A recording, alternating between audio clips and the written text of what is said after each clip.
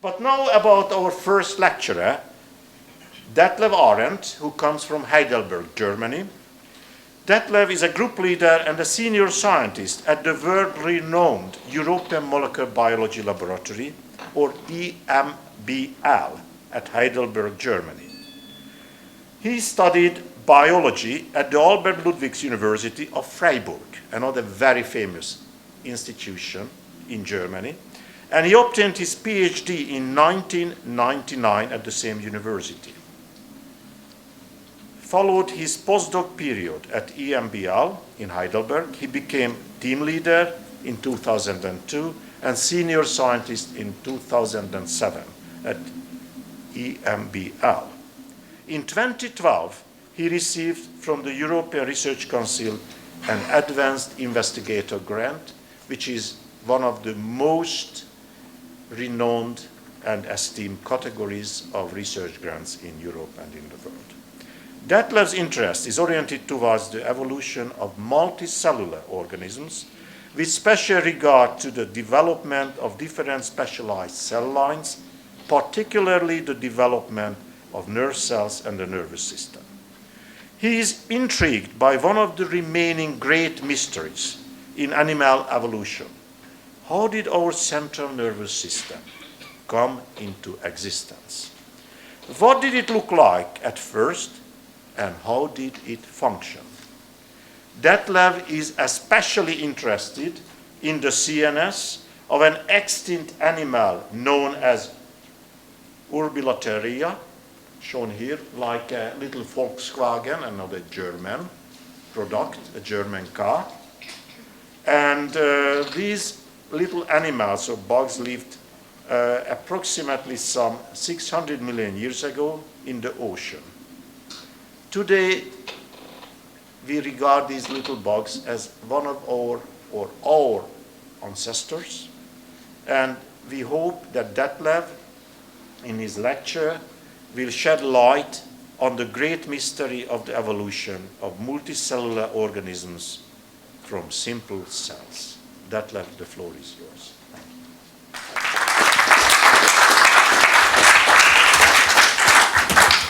Thank you very much, Balázs, for this kind introduction, and Sydney for having me here. It's my great pleasure to tell you about animal evolution. Yes, so as pointed out, I'm from Europe, from Heidelberg, from the European Molecular Biology Laboratory, and it is in fact in the middle of the continent. And we have chosen exactly this location to study marine organisms. So it's the maximum possible distance, I would say, in Middle Europe that you can have from the coast, and we established a marine facility to study organisms like this. So they are all worms, or at least these are worms, but not C. elegans. It's an annelid related to earthworm, Amphioxus, which is in fact one of our relatives, a sea anemone, and also a sponge. And I will tell you today what we are studying there. So, in fact, what we are interested in is the evolution of animals in general. It is, of course, the nervous system, because this is inseparable, but what we really want to know is how we came about, how animals came about. And if you think about it, even many people who study different species in the animal kingdom, yeah, Drosophila, very often there is little knowledge on, or also little idea on how all these organisms are really related. We have almost like a black spot on this evolution of animals. And of course, it's known for a long time that somehow we have had ancestors that were more and more worm-like. So this is a cartoon from the late 19th century, from Darwin's times.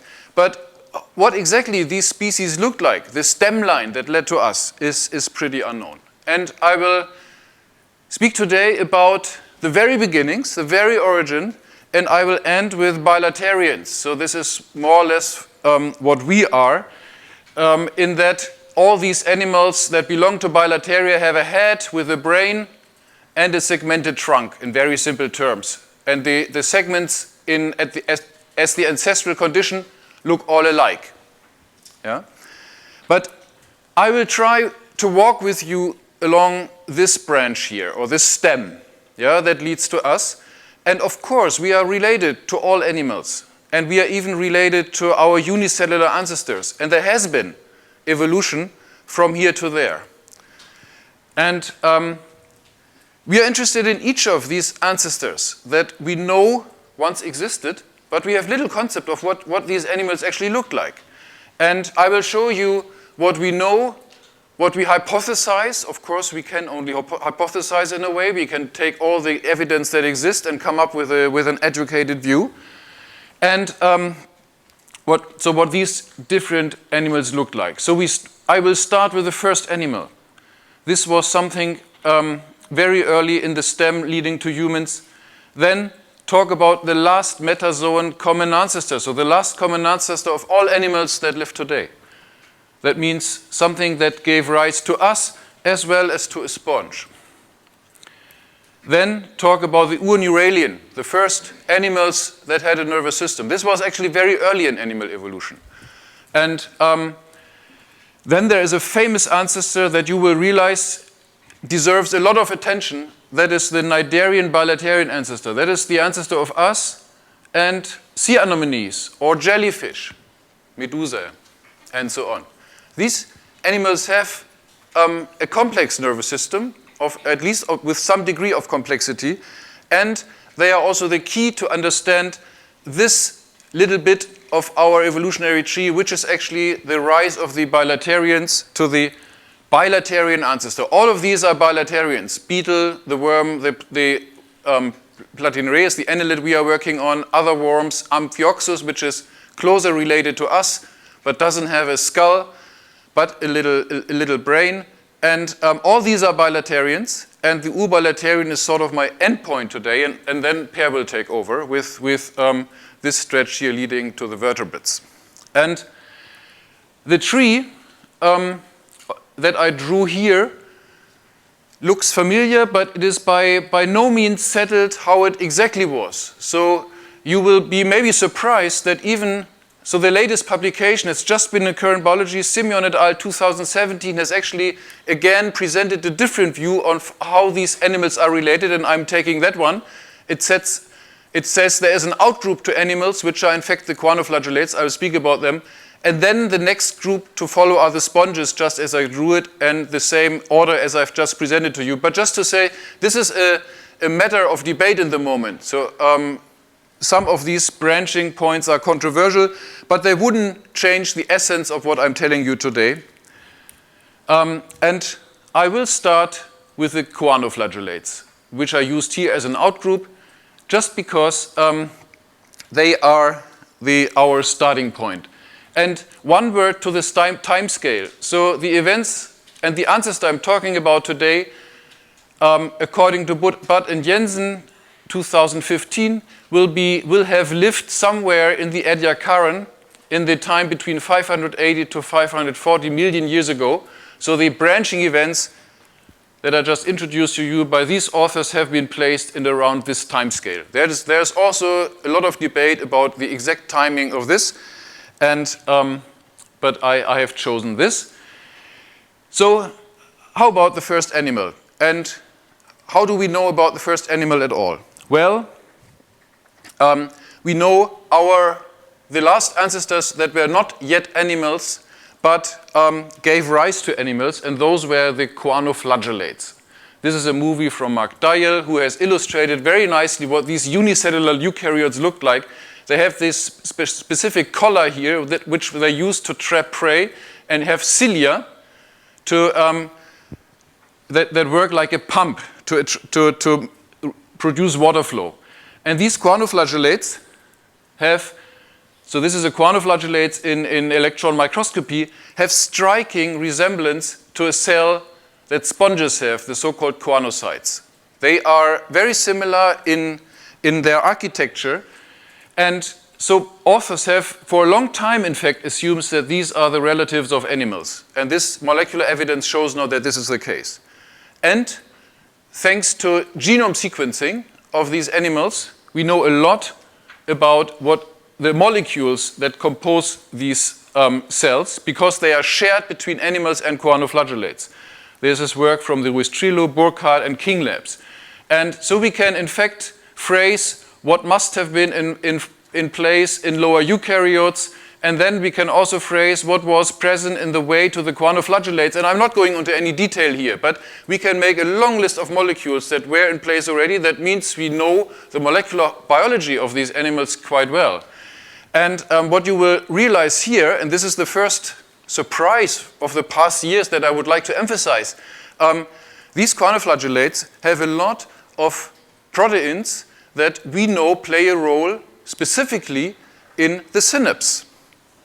Yeah? Whatever is in violet here in the pre-synapse and in red here in the post-synapse actually existed already in guanoflagellates. They obviously don't have a nervous system, but they have a lot of the compounds that later on were assembled into the synapse. And for the guanoflagellates, this must all be in one cell, as they are unicellular. And people are currently working on finding out what the function of these molecules, such as the postsynaptic HOMA and so on, might have been in these animals. And we are, of course, interested in finding out about the function of the molecules that predates nervous system. So what did they do before? Animal evolution, then, is starting with a guanocyte from the guanoflagellates, is about the modification of these cells, which are sort of the first cell type that existed in animals, to many different cells. And for you familiar with cellular morphologies in different tissues, you will realize that many of the morphologies are actually derivatives of this actin collar plus cilium morphology that the guanocytes present. In some cells, like mechanosensory hair cells, the morphology is almost unchanged, or in the flame cell of nephridia in some photoreceptors. But the evolution of cell types in animals is about modifications of this ancestral cell type, which is already a strong statement to make and helps us a lot. So moving from the first animal was most likely a ball of cells. This is also an old idea, and I think we still adhere to it. To the evolution from here to the last metazoan common ancestor, so the last ancestor that we share with sponges, probably involved the invagination of this ball-like ancestor to something that resembles a cup. And a scenario how this might have occurred, you find in this publication here, what happened in the transition towards the animals is that spherical colonies that pre-existed animals transformed into the first epithelium. And the simplest possible epithelium is, of course, a sphere. And we find, and this sphere then, which probably existed also as a benthic colony here, then evolved further into an organism where this sphere was folded inwards into a cup-shaped organism that then resembled, or that then was the last metazoan common ancestor. So there were two layers, one outer layer and one inner layer and one opening. And animals that have, the simplest animals that have this overall architecture are the sponges. Yeah? I won't go into too much detail about the sponge family, but this is what they look like. You know them. Whoever snorkels it's very easy to, of course, find them in the sea. There are different body plans of sponges. What I want to emphasize here, in black there's always an inner layer, and in gray here an outer layer, and in between are also some mesenchymal cells. And then there are different forms of this, but in principle it's one common architecture. And during their development, sponges show a stage that resembles such a sphere, which then turns into a cup-shaped organism. So, and then this develops further into the sponge. So what we can see here as that development in a way recapitulates what we assume has happened in evolution. And this is, of course, an hypothesis, but we can test this nowadays because we can look into molecules that tell these cells to be inside cells. And one of these molecules in sponges has been found to be the GATA transcription factor. And the data is from the Meyer-Damska lab, Leining et al., showing that GATA transcription factor specifies the infolding cells in these, at this stage in sponge development, and also later on stays in the inner cells of the sponge. So it's not found in the outer epithelium. And if we look into the same gene, this is now, I'm jumping to another animal group, to cnidarians, to sea anemone nematostella. And if we look into it, there are very similar developmental stages. So one opening, an inner cavity with an inner lining. And also in these animals, GATA is a marker for exactly these inner cells. So this is an interesting finding because it allows us to go across very remote animal groups and say that there is a transcription factor that is always specifying the cells that go inside. And from this we can conclude that once in evolution there was an evolutionary event that an inner cell layer was invented, and the transcription factors that were then expressed in these new inside cells were the GATA factors. So this is, I'm illustrating this because this is illustrating the approach, or this is exemplifying the approach that many evolutionary researchers go, and also we are using, that we compare development in many organisms. We find that very often there's, for example, a sphere in development turning into a gastrula, yeah, and that we then infer from this evolutionary processes. And this is one nice example of this. And this is, of course, the ontogeny recapitulates phylogeny, which was originally put forward by Ernst Haeckel. So evo-devo, as this is also called, is one way to approach the evolution of animals. Another way has come up recently, another efficient strategy, which is to study the origin and evolution of cell types. This is from a recent review that we teamed up with a few people defining cell types as an evolutionary unit and track cell types through evolution. And so this is a new discipline. Jake was also instrumental here, which in principle says if this is the beginning of animal evolution, there was one cell type, which was the choanoflagellate, which then diversified into two. And when then speciation occurred in the different evolutionary branches, our cell types were also inherited and diversified further. So that into the species tree, which you see here, there's an embedded cell type tree. So animal evolution is about the diversification of cell types. And in this cell type tree, there were important events that new cellular modules were invented. So on this cell type tree, we can put boxes and say what the important new inventions on the cell type tree were. For example, the synapse that I've drawn here might have evolved somewhere here. And what is also important, that we can recognize cell types. The cell type identity is defined by the so-called core regulatory complex. That is a shallow network of transcription factors directly turning on the genes that are specific for a cell type. And I'm going into this detail to tell you what we can do now to study animal evolution. We can investigate the complement of cell types in representative species, and I'll show you some examples. We can molecularly characterize the cells. We can find the core regulatory complex, so the transcription factors that define these cells. We can see what the cellular machines, the modules are that we find in these cell types. We can do this across the entire organism and then include the entire genome, and this way then determine homologous and sister cell type relationships. So we can take any organism that lives today, take the cell types, sequence them, for example, with their transcriptomes, and compare to the cell types that we find in another organism. This is the approach, and we are doing this, for example, for the sponge. So what we have started in the lab is the comparative single-cell transcriptomics of sponge cell types. Just to illustrate you the approach again, sponges are a good organism to do this because there's a limited amount of cells. I've presented you one already, the choanocytes. There are maybe maximum a dozen others. Yeah? And for these cell types, we can we can harvest them, we can randomly sequence them, then sort them into clusters, and this way we will find out what is specific for these cells, both on the transcription factor, on the regulatory side, and also on the side of the effector gene. So what is characteristic for these cells in simple terms? And this you can do by dissociating the animals and putting them into the respective systems.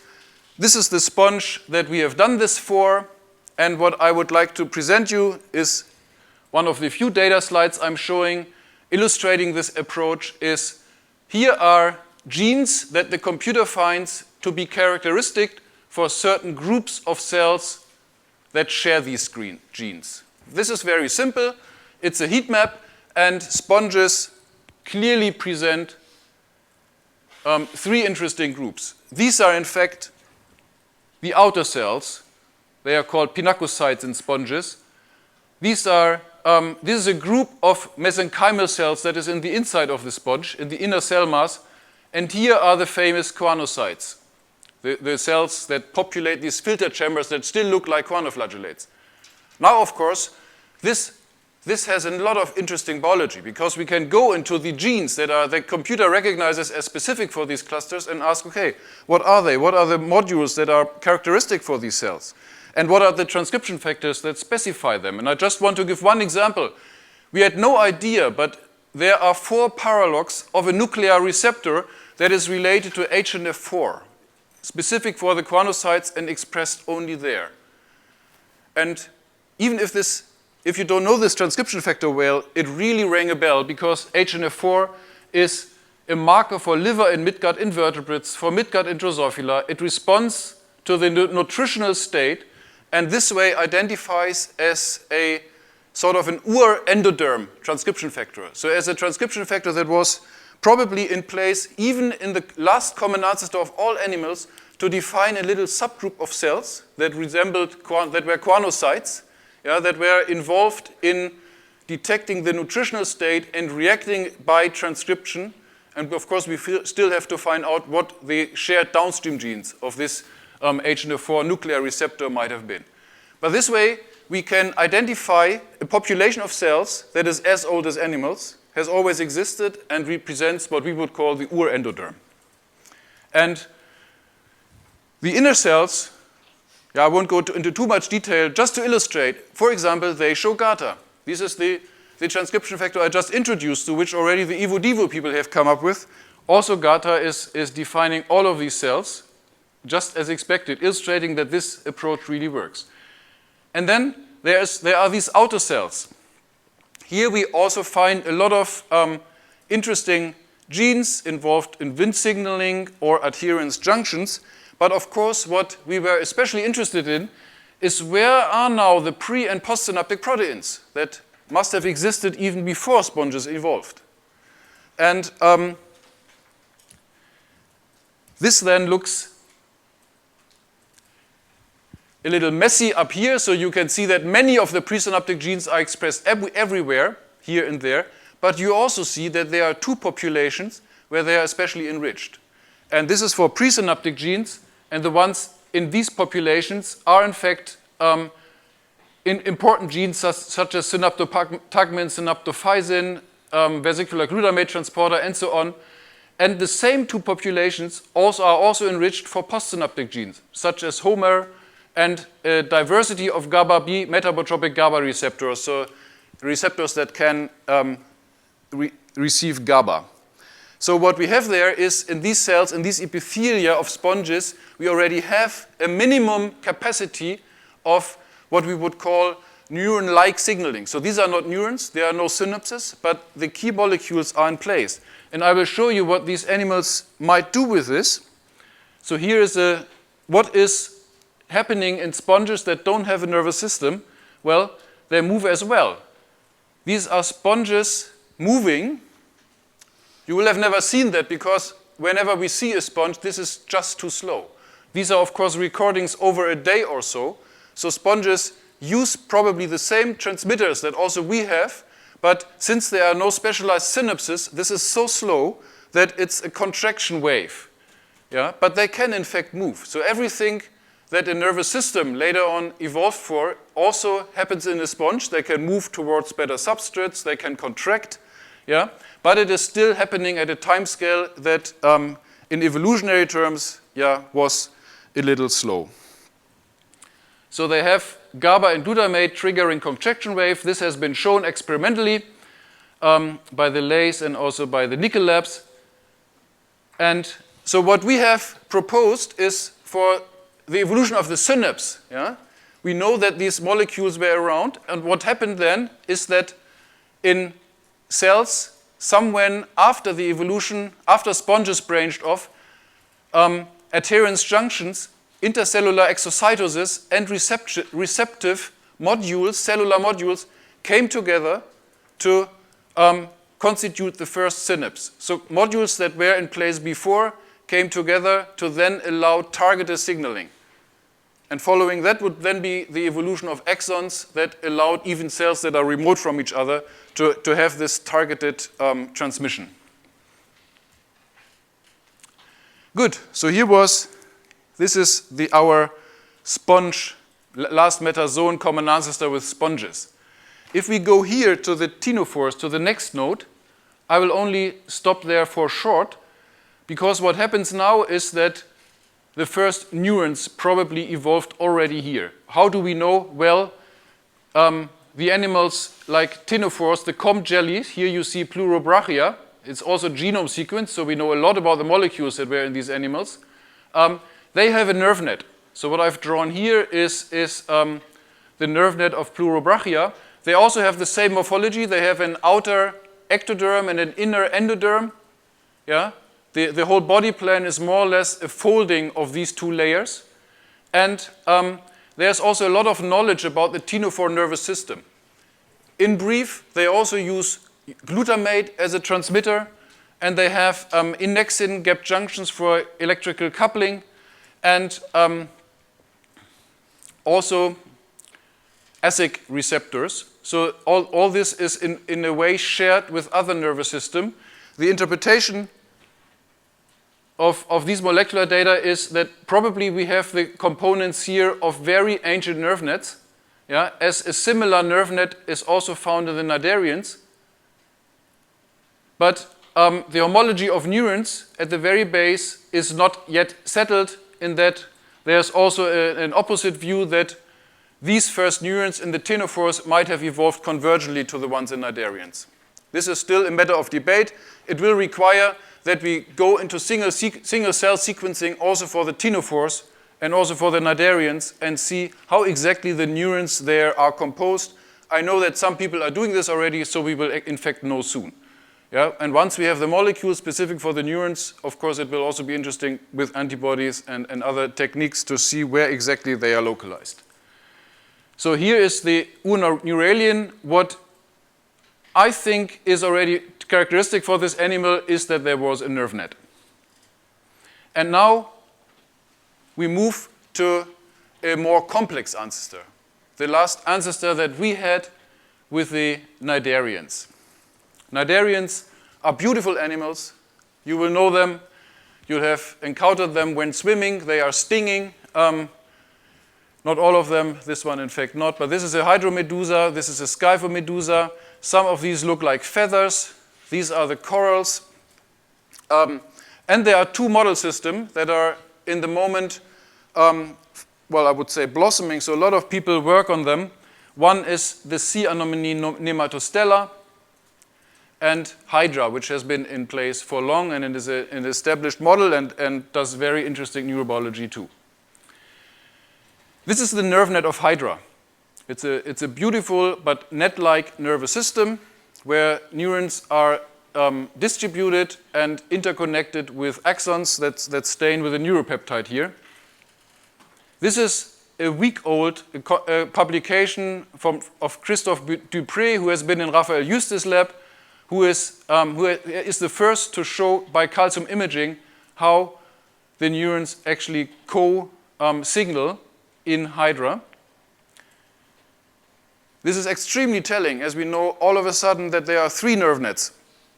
There is an endodermal one, an ectodermal one, and one located underneath the tentacles. and is really opening doors to understand these nerve net further and to also, for example, do it in other organisms.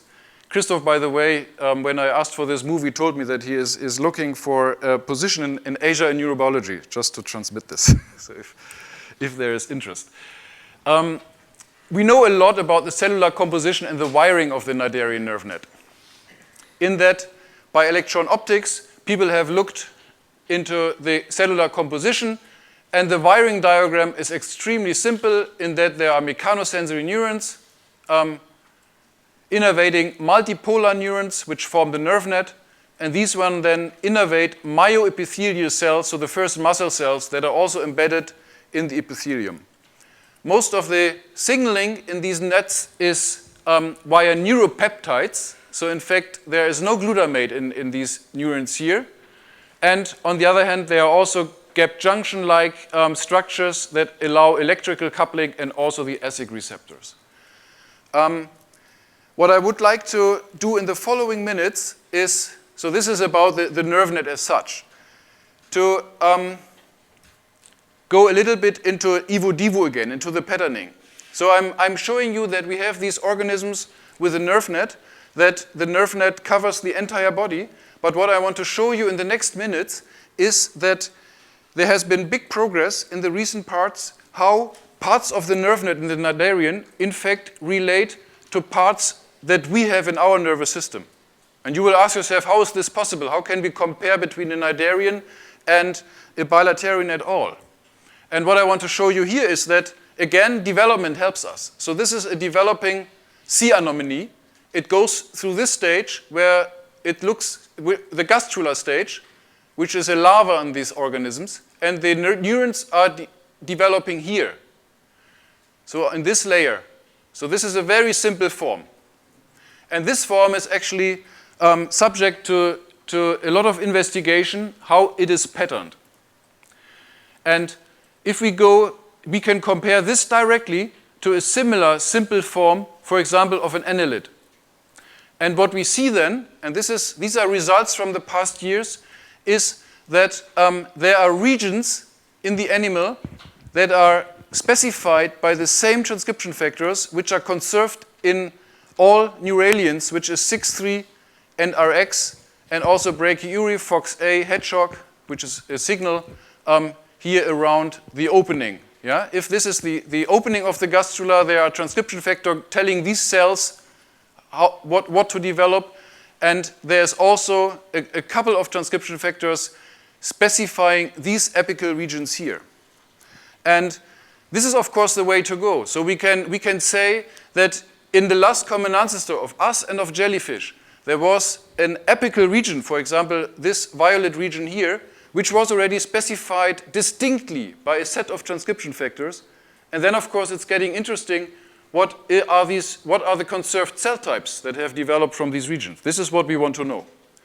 And there is no single cell data yet for cnidarians. It's currently being generated, and we will have to map these cells. But what we know already is that between the larvae of a sea anemone and the larvae of, for example, an annelid, and also of many other animals, there's a specific population of neurosecretory cells sitting at the very tip that is influencing, modulating, by the release of neuropeptide, the activity of nerve net cells that are, and sensory cells that are around this. So we're actually beginning to have an idea what one of the first, the apical component of the nerve net might have been.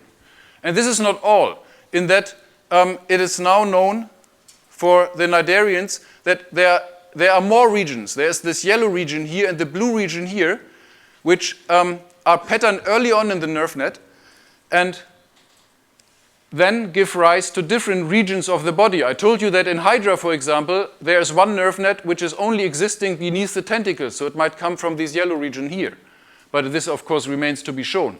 What is interesting about the transcription factors that specify the blue region in the nerve net and the yellow region is that these are exactly the transcription factors that in bilaterians tell the central nervous system what is in the middle and what is more lateral, the medial-lateral patterning genes.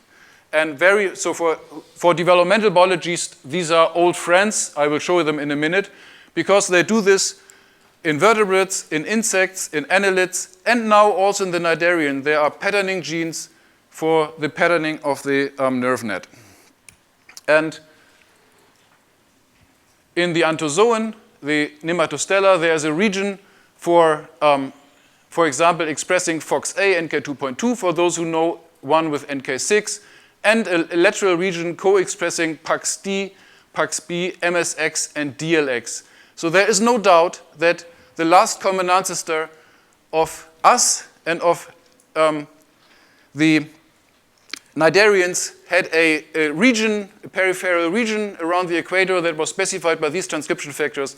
And once we know the cell types that were specified by these, we will know a lot about what this ancient nervous system looked like. And just to show you some data here, these genes are really expressed specifically in these regions. Yeah, here are some more without going into any detail, but just to show you that also the nervous system markers like GABA, they are matching these regions in the early expression. Glutamate, vesicular glutamate, this gene here is expressed around the blastopore. This is data by Heather Marlowe, and also some of the receptors.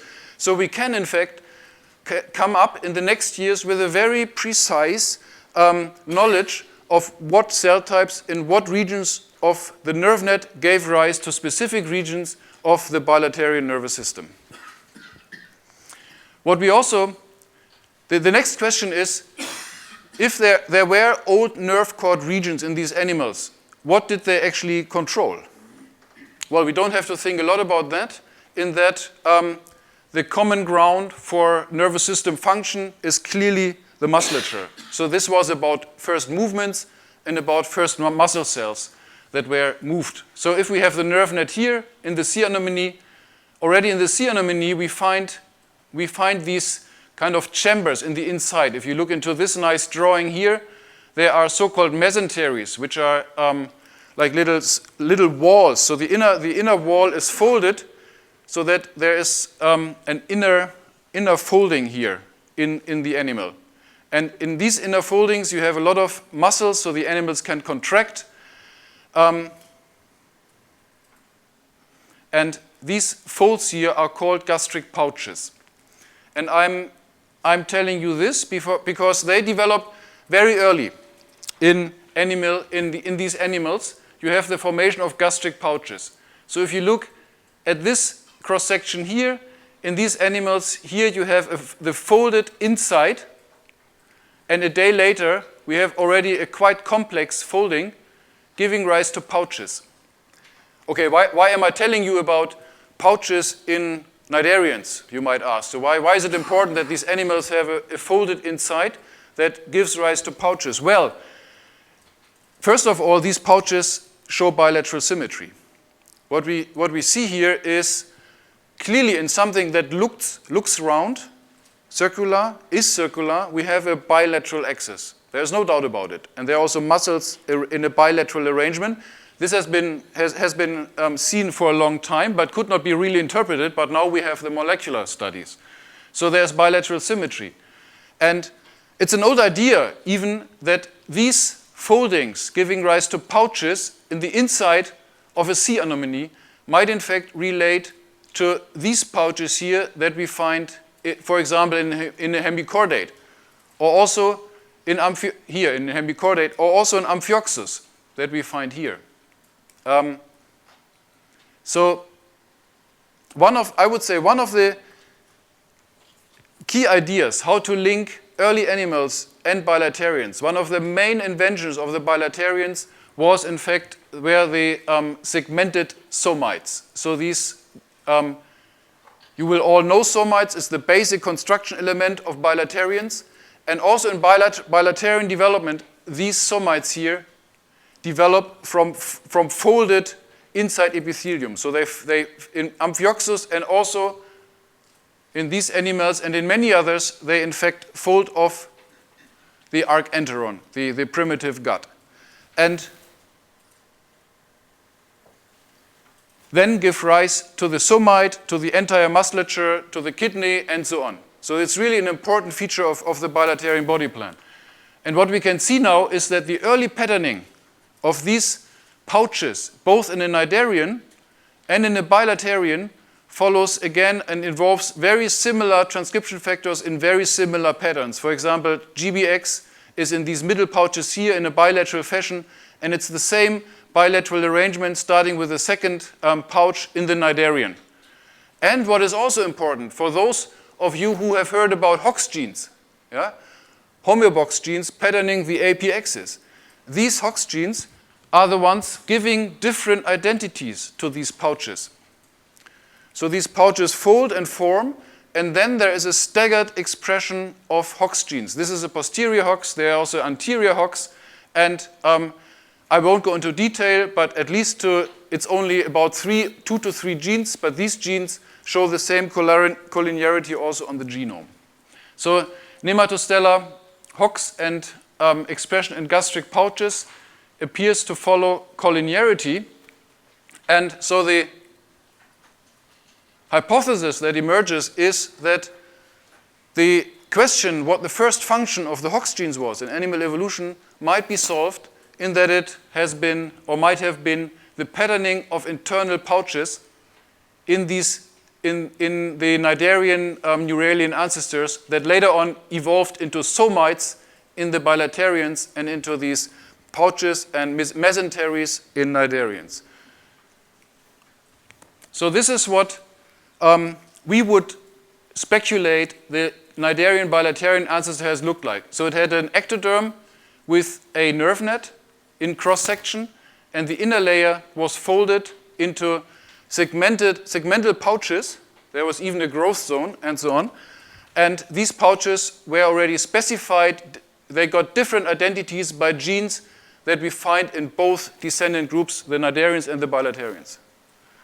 Yeah, so here is one of the major features of bilaterians with a possible evolutionary origin. And what I would also like to put forward is that there's an old idea that such a form, in fact, exists in the fossil record and might be close to Ediacaran fossils. Not exactly maybe this one, but these animals have shown to have inner diverticular, branching diverticular in Ediacaran fossils, and it's not only us, but also other, also paleontologists speculating that these fossils might have been directly in the ancestry, in fact, of bilaterians. They were bilateral symmetric. This here can be interpreted as a slit-like opening, gastric opening. They have branching diverticula. This is a word from Baden-Jensen, and the same authors actually put these fossils into exactly where we would also put them. Dickinsonia, for example, here to the cnidarian bilaterian ancestor somewhere. Yeah? So this doesn't mean that this was a cnidarian bilaterian ancestor, of course, and we might never know, but at least animals with this morphology are consistent with being in this position. And it will be exciting research for the near future to bring this closer together. Of course, whatever theory we come up with on animal evolution has to fit with everything, with the Evo-Devo data, with the comparative developmental data, with the cell type data, and also with the paleontological data, and we are trying it here. These animals, in fact, some people think that they could already move, or this is, I think, pretty well established. They had these segmented modules. Here are feeding traces of one animal that is thought to have moved forward. And they might have looked like this in their ancient environment. So this is I would say, hypothesis, a current hypothesis, what the cnidarian bilaterian ancestor has been like. And you have seen that there were regions in the outer nerve net that were, as subregions, probably were inherited also by the bilaterians and involved into mediolateral regions of our nervous system. And there were pouches that were sealed off the ancient gut, the archenteron, that then gave rise to somites. This is the idea. Coming then to the urbilaterian here. The main thing that is different between this organism and that organism is, so these yellow and the blue regions are still there, but it's no longer a nerve net, but the nervous system centralizes. And this apical region, which I've already alluded to, becomes the new front of the animal. That means this pole and this pole of the animal move closer together. The data for this I've already presented is that in cnidarians we have all these regions aligned along one axis, whereas in bilaterians the violet region and the red region are very closely together and in fact together form the forebrain, here and also in vertebrates, which has given rise, or which we use to speculate that the bilaterian brain is in fact chimeric and involves two centralization centers. One that has evolved here around the former gastric opening and is the motor system, and a second system that is the violet system here, that is a neurosecretory component of the brain. So here in the urbilaterian, both come together into one brain. Yeah? Early bilaterians might, at the fossil record, might have resembled something that has been found as Sprigina, is a little younger than the fossil that I've just shown you, and it will involve, of course, a lot of work to bring all of this together. What I want to show you in the last minutes is that these hypotheses, all of this can of course be tested in that we go into more and more animals in the bilaterians and look into, for example, their cell type complement. This is the annelid that we also work on in the lab. This is how it breeds. You've just seen here a platinureous fertilization. It produces thousands of eggs, so it's a very nice study organism. But what is, in terms of nervous system, is really nice is that even at larval stages and in young warm stages, it develops a complex nervous system. So this is a staining against acetylated tubulin that stains the axons. And what you see here is that a lot of neurons are already in place after 2 days even. And after 3 days, we have a row bladder-like nervous system, not unlike an arthropod system. And actually, the reason why these animals have their nervous system so early is that they live marine. They live in the ocean. Fertilization is external. The larvae are directly exposed to the environment, and they have to be able to react to escape prey, to swim with their cilia, and to respond with their senses. So if you go into these animals, you can do the same thing as in sponges. And you see here 5 clusters. So this is again a whole organism sequencing. These are cells and these are genes. And what you see here is that we don't get 3 clusters like in sponges, but 5. And just for your information, this one is actually the H4 cluster. We find it also there. So this single cell sequencing, as far as we have done it, seems to be extremely efficient in comparing bigger clusters of cells across huge distances. What I want to point out here in the short time we have is that these are 2 clusters of ectodermal neurons. So we find the apical nervous system here, and these are the neurons this includes the neurons of the trunk. And we know this because we can map these cells on a huge gene expression atlas. So this is a resource that exists also for this animal. And then again come up with the characteristic genes. And in terms of these cells here, so this cluster here is mapped to the very apical of the animal. Is the apical nervous system that I already talked about. It has, you remember this image here that is comparable even between annelid and sea anemone. And this is now the sequenced apical nervous system for the annelid. And what we find is that there are a lot of specific genes which are involved in neurosecretion, and they contain a lot of known factors such as NPY, the vasopressin oxytocin, which is also important in our brain, alatostatin, and they contain genes of the ciliary photoreceptor cascade and also the circadian clock. And these cells form the apical nervous system. Yeah, that is a very ancient part of the nervous system that exists for a long time in animals, here in our platinureus. And I'm mentioning this because the next step, of course, once you have identified these ancient groups of cells, that in this case even trace back to the cnidarian, the next interesting question is, what are they doing? And for these cells we know well because we studied these cells neurobiologically. These cells receive light, they have ciliary opsins, they harbor the circadian clock, they release melatonin. This melatonin is received by these cells here, which are motor neurons that control the ciliary beating of the larvae. And if they receive melatonin, they show rhythmic bursting. This resembles the sleep state in other bilaterians, and this causes ciliary arrests. So the consequence is that, so we have a melatonin signaling system here, fully fleshed, conserved, active in these worms, and is one characteristic part of this apical nervous system, this ancient component. And what it does in these animals is that the melatonin that in us is so important for the wake-sleep cycle and for the jet lag, in these animals controls the upwards and downward swimming with cilia in the water column, which is part of the plankton ecology. Yeah? So we have, this is the apical nervous system in adult annelids. It's a neurosecretory center, and this is the apical nervous system in the vertebrate nervous system. It's this black part here, which is part of the hypothalamus and releases neuropeptides into the neurohypophysis.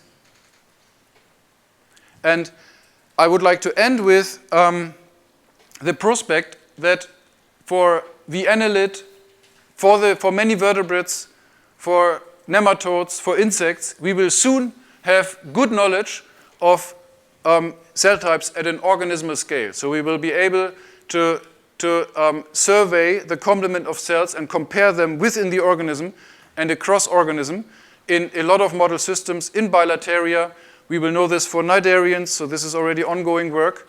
We have to develop in the next years a strategy how to exactly do these comparisons, because it is as in the beginnings of animal phylogeny, when we were looking at the whole species, it is not it is not clear what the best strategy to compare cell types across organisms, across species is, but this is an exciting time. Here's a digital atlas for Platinereis. Similar atlases exist already for the major model systems. You can combine this with, for example, serial block phase scanning EM to find out about the wiring of these nervous cells. So in principle, I think we are able to resolve the cell type tree of animals, combine it with our comparative developmental studies, and this way fill our knowledge or our hypothesis about the stem that finally lead to humans in much more detail that we can now. But I hope to have convinced you that there is already a lot of at least exciting hypotheses emerging how we might have proceeded from the first animal to the human. What I want to say at the very end, though, is that this is not a ladder. So even if I focused here on the evolution that led to human, you could turn the tree around and also talk about the evolution of the cnidarian nerve net, and then we would just be a little outgroup that is somewhat specialized. Yeah, you see that evolution, that all these animals are of the same age, but our focus, for good reasons today, is of course the evolving human, and this is the stem that led to us, and I hope you share the view that these are exciting times for animal evolution. Thank you.